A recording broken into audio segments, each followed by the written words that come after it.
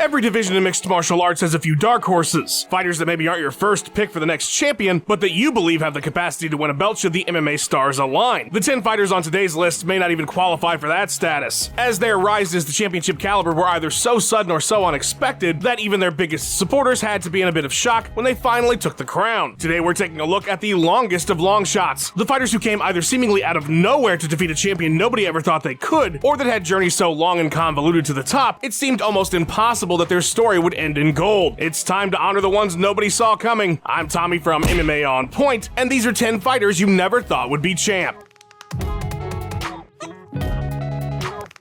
Number 10. Rafael dos Anjos. Sometimes in MMA, we all get in our heads that a certain fighter is the guy in a division. Whether he's champion yet or just recently captured the crown, he's going to have a long and lasting legacy. At least that's the perception. And in 2014, that guy was Anthony Pettis at 155 pounds. Coming in from the WEC 13-1 as the promotion's champion, it was a huge shock and a huge upset when Clay Guida defeated him via unanimous decision. But shortly thereafter, he became the future of the sport everyone had been seeing. Back-to-back knockouts of the night leading to a title victory in his hometown against Benson Henderson. He capped that off by defeating Gilbert Melendez. He was quite literally destined for a Wheaties box, having won a contest looking for athletes that represented the future of sports. Long before the Reebok deal, he had his own personal Reebok deal. The guy was on fucking fire. Then crept along Rafael dos Anjos. Who the fuck is that guy? No fanfare when he entered the UFC. In fact, he had lost his first 2 bouts. He would lose 2 more in his next 6 before going on a respectable 5-fight win streak that was thwarted by Khabib Nurmagomedov. Then he TKO'd Jason High. He KO'd former champion Benson Henderson. He dominated Nate Diaz for 3 rounds. He earned himself a title fight. But this was the Showtime era. There was no way RDA had a chance. Sure, he'd put together a respectable 8 wins in his last 9 fights, but he couldn't Showtime kick. He wasn't going to be on the cover of any cereal boxes. Pettis was a massive favorite, as high as a -520 at closing. In reality, though, the champ didn't have a prayer. He lost every round, taken down 9 times, controlled for nearly 15 minutes of the fight, 19 leg kicks landed, outstruck across the board. It was total domination. Pettis' Wheaties box would come out shortly thereafter, but the champion of the world was Rafael dos Anjos. Number 9. Brock Lesnar. So on the one hand, yeah, of course Brock Lesnar could become UFC champion. If Brock Lesnar wanted to be president of the United States, I would say he had a good chance only because who is actually going to tell him no? If Duke Nukem were a real person, he would be Brock Lesnar. The guy had a deathly disease in the prime of his MMA career that lasted 8 fights, and he still managed to become UFC heavyweight champion. All jokes aside though, of course Brock Lesnar was not meant to become a champion. The circumstances were just asinine. Now yes, he did have a legit wrestling background. The dude was a D1 national champion. That skill set would prove to be a vital base for him in the sport. But Lesnar's rise to the title almost makes no sense at all. Here's a guy who leaves pro wrestling when he's at the peak of his popularity because he wants to go play football. Professional football in the NFL, despite having not played since high school. He makes the Vikings team for the preseason, is offered to play Euroball so he can,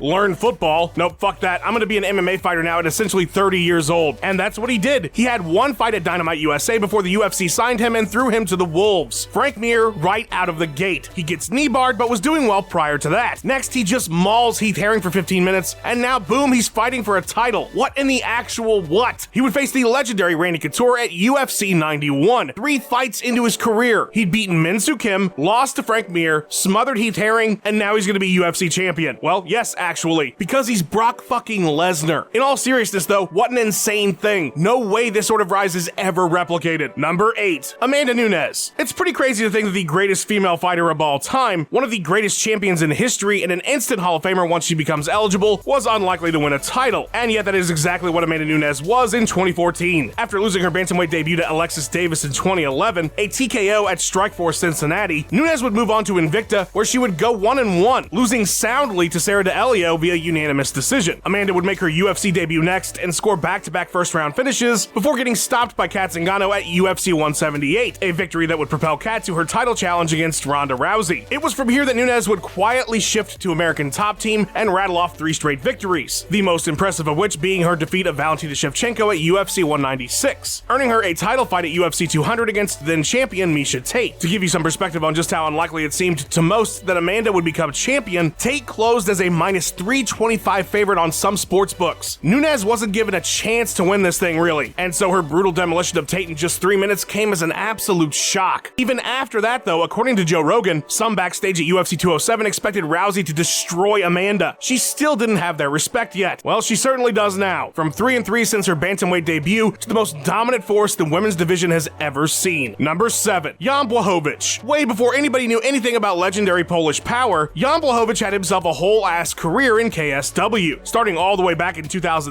by the time Jan entered the UFC 7 years later, he had amassed 20 pro fights, had a career-ending knee injury that required reconstruction, made a comeback, and was defending the KSW Light Heavyweight Championship. His early run in the UFC, however, would not be anywhere near as successful. Blachowicz would lose 4 of his first 6 bouts in the promotion. Not exactly championship material. In fact, most fighters would find themselves on the chopping block. But starting in 2017, he would go on a 4-fight run of victories with 3 performance bonuses, only to be TKO'd by Thiago Santos in a title eliminator. That setback, though, would see the birth of legendary Polish power when Jan would score his first KO victory in the UFC against Luke Rockhold. After defeating Jacare next, a first-round knockout of a streaking Corey Anderson skyrocketed Blachowicz's stock in the division, earning him a shot at the vacant title against Dominic Reyes at UFC 253. Despite being a massive underdog, again the legendary Polish power would prove everyone wrong, and a 37-year-old Jan Blachowicz, who disastrously started his UFC run after having a whole career elsewhere, was the first light heavyweight champion not named John Jones or Daniel Cormier in a decade. Number 6, Forrest Griffin. Before he had the most important fight in UFC history against Stephan Bonner in the finale of the first season of The Ultimate Fighter, there was no belief, no expectation that Forrest Griffin was going to be a major star. The quirky contestant was certainly a standout of the season, but nobody could have possibly predicted his everyman appeal as a fighter. You know, if every man was 6'3" and completely jacked. But he felt like he was just another one of the guys, getting into the cage with all the heart in the world, but maybe not enough to propel him to the title picture. The first glimpses of his true ability in the eyes of most fans came in his first fight with former champion Tito Ortiz, a razor-thin bout he would lose via split decision at UFC 59. And while he remained super popular amongst fans by 2007, 2 years after his tough victory, a big loss to Keith Jardine left many questioning whether Griffin was ready for the top tier in the division. That's when he was booked to fight Shogun Rua, a massive betting favorite who was making his debut from Pride, where he had been making a case for the best light heavyweight in the world. But Griffin made it a dogfight from the start and wore the Pride Middleweight Grand Prix champion down, earning a huge upset submission win. His celebration post-fight, one of the most iconic of this era. It was such an incredible moment. It felt like the magic of that tough victory, but on a much larger scale. The fight earned Forrest a shot at champion Rampage Jackson. Again, he would be a heavy underdog. Again, he would prove everyone wrong. Despite getting knocked down in the first, Griffin would completely outpace and outwork the champion the rest of the fight, utilizing effective leg kicks throughout to earn a stunning unanimous decision win and UFC gold. A shrug the champion gave the camera shortly after the decision was read, saying everything that needed to be said about both the likelihood of the victory and Forrest Griffin. Number 5, Maurice Smith. In the early days of the UFC, if you were a striker, you were pretty much dead in the water. 14 of the first 18 tournament winners were grapplers of some type. The first ever heavyweight champion, Mark Coleman, a D1 national champion and Olympian. If you could only strike, you were probably getting taken down, and from there you were essentially done. Then Maurice Smith came along, an unlikely candidate to change things up, but one that made a crucial decision that would in part pioneer the sport. Smith was, for a lack of a better phrase, getting his ass kicked in MMA. The world champion kickboxer had a record of 6-7 when he was brought in at UFC 14 to be a title challenger for Coleman. The elite striker spent his early MMA career in Japan getting stretched by the who's who of the scene at the time, all of his losses coming via submission, one of which was to Ken Shamrock, who invited him to the Lion's Den to train. Smith and brother Frank hit it off and would form their own team called Alliance, with Shamrock improving the kickboxer's ground game and Maurice teaching Frank how to be a more effective striker. They were one of the first teams to ever form specifically to cross-train disciplines for the purpose of mixed martial arts, and wow did that pay off come UFC 14 against Mark Coleman. Despite being a massive underdog, Smith was able to neutralize the godfather of ground and pound during regulation, completely tiring the wrestler out, and leaving him exhausted and unable to defend himself from Maurice's striking in the overtime period. The unanimous decision would be given to Smith in a stunner, and an important step in the sport's evolution had taken place. Number 4, Glover Teixeira. There's a certain age cap for a first-time champion, and it would appear to be 37 years of age historically in the UFC. Fabricio Verdum, 37. Jan Blachowicz, 37. Michael Bisping, 37. Guess how old DC was? He was 36, but that's pretty close. Then came along Glover Teixeira, the 42-year-old veteran of 40 professional fights. He had been close to gold once before when he exploded onto the scene at UFC 146 in May of 2012, an exile of his native Brazil since 2009 due to visa issues. At 7 7-2 in his early career, having trained with the likes of Chuck Liddell at the pit, Teixeira was ready to make the move to the big time. But when he was forced to stay in Brazil, he decided to just keep fighting until things were resolved. And so by the time UFC 146 came around, he was one of the hottest prospects in the entire sport at 17-2 with 15 finishes. He would win his first 5 UFC bouts, scoring 4 finishes and beating the likes of Rampage Jackson and Ryan Bader, earning his shot at JBJ and the gold. He would come up short in every round on every card, 50-45, a clean sweep. For the next 5 years, Glover would see setbacks in the fights that mattered and wins otherwise. He would amass 5 victories, but always lose to the next guy up, it seemed. Phil Davis, Rumble Johnson, Gustafsson, Corey Anderson. Then in 2019, the ever-determined Teixeira started a quiet 3-fight win streak. Then he destroyed former title contender Anthony Smith and former title contender Thiago Santos to earn his title shot against, as we mentioned earlier on this list, long shot champion Jan Blachowicz. Glover would stun the MMA world with a completely dominant performance, earning gold in the second round after 19 years of fighting. The ageless wonder was the inspiration for our list and certainly earned his spot on it. Number 3, Michael Bisping. The story of Michael Bisping is truly a remarkable one because it just seemed like the guy was never going to get over the hump. He would always lose to the guy before the guy. He was clearly one of the best middleweights in the world, but time and time again came up short of even earning a title opportunity. His first and perhaps most infamous such loss coming to Dan Henderson at UFC 100. Bisping was 7-1 in the UFC after having won the Ultimate Fighter. The bout was a title eliminator, and well, you know how this one went. One of the most iconic KOs in MMA history. He would rally back though, going 5-1 before losing to Chael Sonnen in another title eliminator. From there, he would gain an important win, then lose to a crucial foe to prevent his continued rise. Largely written off by 2015, the count would be given fights like CB Dalloway and Talis Latis, both of which he would win. Then the opportunity of a lifetime happened, a bout with the former champion Anderson Silva to headline in London. This was an all-time classic. Despite essentially being knocked out in the third, Bisping would rally to earn a unanimous decision and put himself back in the title discussion. As fate would have it, UFC 199 needed a late replacement title challenger for Luke Rockhold. 18 days notice and the count answered the call. Despite being a massive underdog, plus 450 closing on some books, Left Hook Larry would shock the world and knock out the champion in the very first round, becoming an instant legend in the process. It's one of the all-time great fight upsets and the culmination of a career that seemed just as unlikely to get to the top.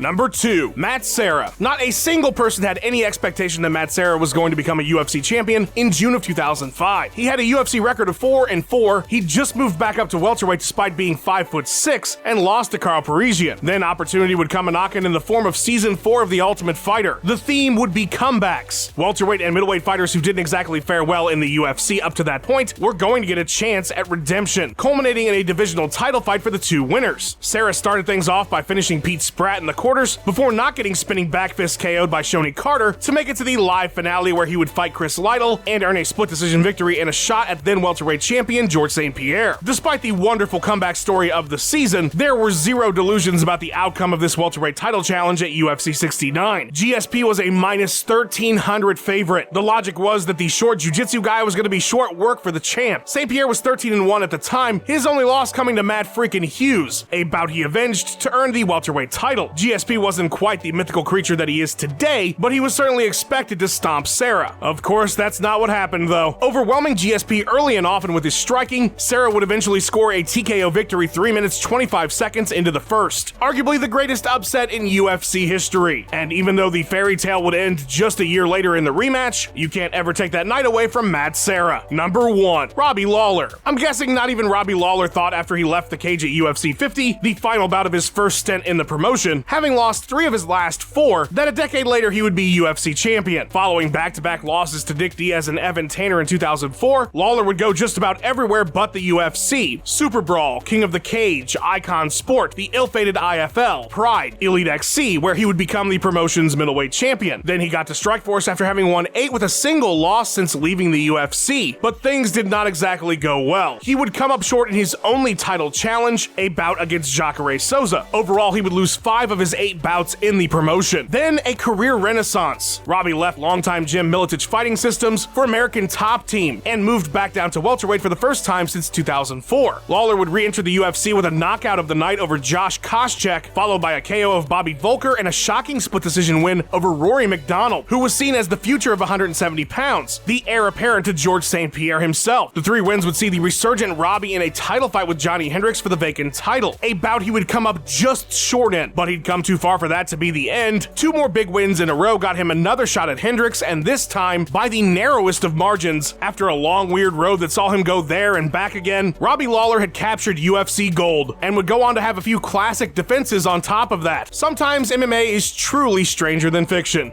Huge shout out to Max Randall for editing this video together. Follow him on Twitter at Max_Randall. A big thank you to Ben Rosette, who provided that sweet tune you heard in the intro. Check out his music by clicking the link in the description, and go give him a follow on his Instagram and Twitter page at Ben Rosette. Alright, that's all I got for you. Thanks for watching. Please like, subscribe, and have a wonderful day.